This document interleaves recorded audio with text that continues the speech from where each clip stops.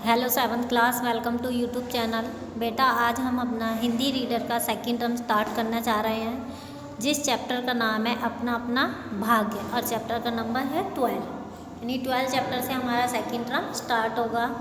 और जिन बच्चों की कॉपियाँ भर चुकी हैं वो कॉपियाँ नई खरीद लें, और जिनकी कॉपियाँ बाकी हैं वो उसी कॉपी में सेकेंड टर्म बना के अपना आगे का काम स्टार्ट करें। तो आइए चैप्टर स्टार्ट करते हैं। हम बिना किसी उद्देश्य के घूमकर सड़क के किनारे की बेंच पर बैठ गए। नैनीताल की संध्या धीरे धीरे उतर रही थी। रुई के रेशे से भाप के बादल हमारे सिरों को छू छू कर बेरोक टोक घूम रहे थे। हल्के प्रकाश और अंधियारी से रंगकर कभी वे नीले दिखते, कभी सफ़ेद, और फिर जरा सी देर में अरुण पड़ जाते। वे जैसे हमारे साथ खेलना चाह रहे थे। ताल में किश्तियाँ अपने सफ़ेद पाल उड़ाती हुई एक दो अंग्रेज यात्रियों को लेकर इधर से उधर खेल रही थीं। कहीं कुछ अंग्रेज अपनी सुई सी शक्ल की डोंगियों को शर्त बांधकर सर पर दौड़ा रहे थे।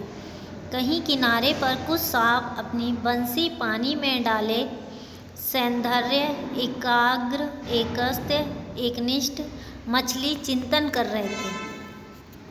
सड़क पर से नर नारियों का अविरत प्रभाव आ रहा था और जा रहा था।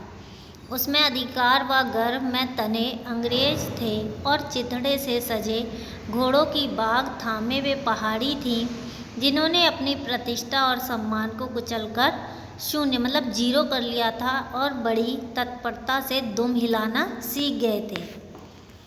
घंटे के घंटे सरक गए, अंधकार गाढ़ा हो गया, बादल सफ़ेद होकर जम गए। अब इक्का दुक्का आदमी सड़क पर छतरी लगाकर निकल रहे थे। अब वहीं के वहीं बैठे थे। सर्दी सी मालूम हुई। हमारे ओवरकोट भी भीग गए थे। हमारे देखते ही देखते एक घने पर्दे ने आकर सबको ढक दिया। रोशनियां मानो मर गईं, जगमगाहट लुप्त हो गई। वे काले काले भूत से पहाड़ भी सफ़ेद पर्दे के पीछे छिप गए। ऐसा घना कोहरा हमने कभी नहीं देखा था। वह टप टप टपक रहा था। हम अपने अपने होटलों के लिए चल पड़े। रास्ते में दो वकील मित्रों का होटल मिला। दोनों मित्र छुट्टी लेकर चले गए थे। हम दोनों आगे बढ़े। हमारा होटल आगे था। ताल के किनारे किनारे हम चल रहे थे। सर्दी इतनी थी कि सोचा कोट पर एक कंबल होता तो अच्छा होता। रास्ते में ताल के बिल्कुल किनारे एक बेंच पड़ी थी। मैं झटपट होटल पहुंचकर इन भीगे कपड़ों से छुट्टी पाकर गरम बिस्तर में छिपकर सो जाना चाहता था। पर साथ के मित्र की झनक कब उठेगी और कब थमेगी, इसका क्या ठिकाना, और वह कैसी क्या होगी, इसका भी कुछ अंदाज है। उन्होंने कहा, आओ जरा यहाँ बैठें। हम उस कोहरे में रात के ठीक 1 बजे तालाब के किनारे की उस भीगी बर्फीली ठंडी हो रही लोहे की बेंच पर बैठ गए। 10-15 मिनट हो गए। मित्र के उठने का इरादा न मालूम हुआ तो मैंने खींचकर कहा, चलिए भी। हाथ पकड़कर जरा बैठने के लिए जब इस जोर से बैठा लिया गया तो और कोई चारा न रहा। लाचार बैठे रहना पड़ा। चुपचाप बैठे बैठे तंग हो रहा था कि मित्र अचानक बोले, देखो वह क्या है। मैंने कहा, कोहरे की सफ़ेदी में कुछ ही हाथ दूर से काली सी मूरत हमारी तरफ आ रही है। मैंने कहा, होगा कोई। 3 गज की दूरी से दिख पड़ा। एक लड़का सिर के बड़े बड़े बालों को खुजलाता हुआ चला आ रहा है। नंगे पैर, नंगे सिर, एक मैली सी कमीज लटकाए है।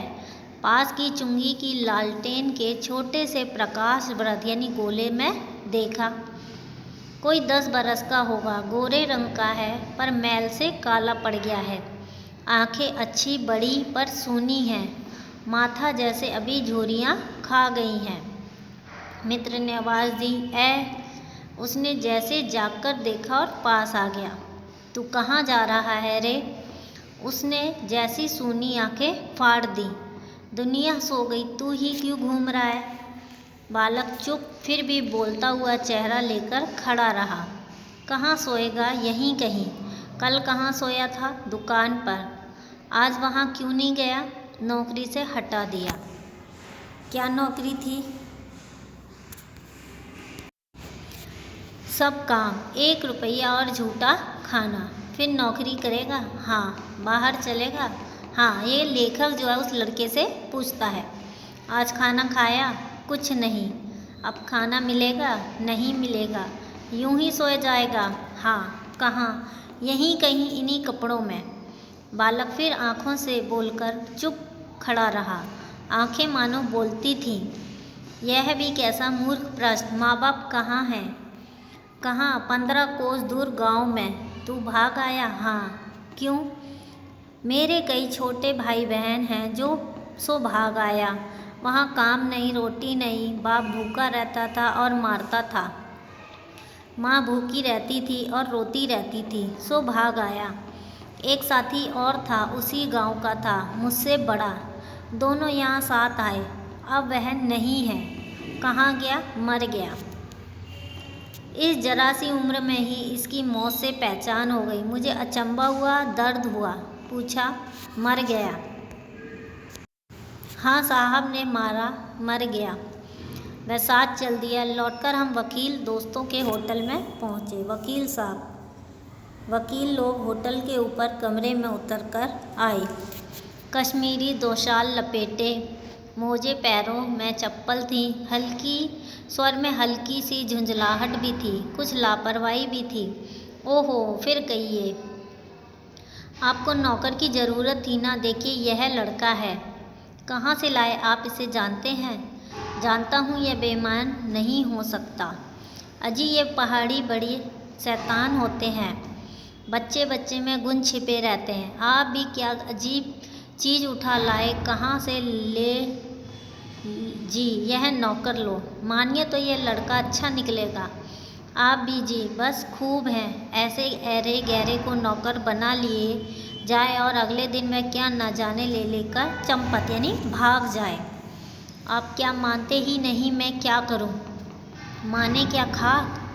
आप भी अच्छा मजाक करते हैं। अच्छा हम सोने जाते हैं। वे 4 रुपये रोज़ के किराए वाले कमरे में सजी मसहरी पर झटपट सोने चले गए। कौन? वकील साहब।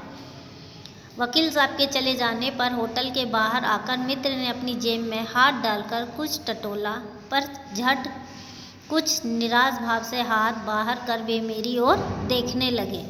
क्या है? मैंने पूछा। इसे खाने के लिए कुछ देना चाहता था, अंग्रेजी में मित्र ने कहा, मगर 10-10 के नोट हैं। नोट ही शायद मेरे पास हैं, देखूं। सचमुच मेरी जेब में भी नोट ही थे। हम फिर अंग्रेजी बोलने लगे। लड़के के दांत बीच बीच में कटकटा उठते थे। कड़ाके की सर्दी थी। मित्र ने पूछा, तब? मैंने कहा, 10 का ही नोट दे दो। शक पकाकर मित्र मेरा मुंह देखने लगे। अरे यार, बजट बिगड़ जाएगा। हृदय में जितनी दया है, पास में उतने पैसे नहीं।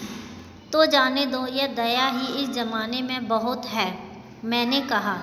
मित्र चुप रहे, जैसे कुछ सोचते रहे। फिर लड़के से बोले, अब आज तो कुछ हो नहीं सकता, कल मिलना। वह होटल डिप पब जानता है, वही कल 10 बजे मिलेगा। हाँ, कुछ काम देंगे हुजूर? हाँ हाँ, ढूंढ दूंगा। तो जाओ, लड़के ने निराश से आशा पूछा। हाँ, ठंडी सांस खींचकर फिर मित्र ने पूछा, कहाँ सोएगा? यहीं कहीं बेंच पर, पेड़ के नीचे, किसी दुकान की भट्टी में। बालक कुछ ठहरा। मैं असमंजस में रहा। तब वह प्रेत गति से एक ओर बढ़ा और कोहरे में मिल गया।